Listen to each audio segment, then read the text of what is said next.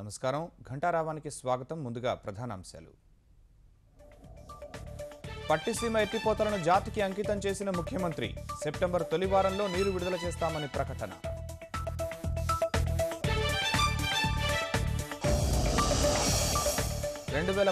August 15 చరిత్రలో శాశ్వతంగా లిఖించదగ్గ రోజు. నదుల అనుసంధానంతో సాగు బాగవుతుందన్న చంద్రబాబు.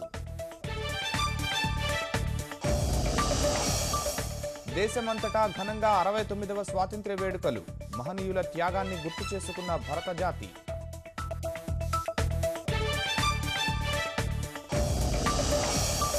సమృద్ధ, స్వావలంబన, సమున్నత భారతే మన లక్ష్యం.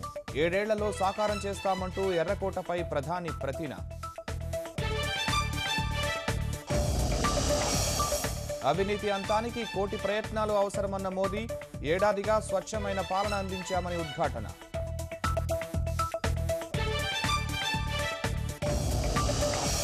ప్రపంచ బ్యాడ్మింటన్ ఛాంపియన్షిప్ ఫైనల్ కు సైనా నెహ్వాల్. సెమీస్ లో ఇండోనేషియా క్రీడాకారిణిపై అద్భుత విజయం.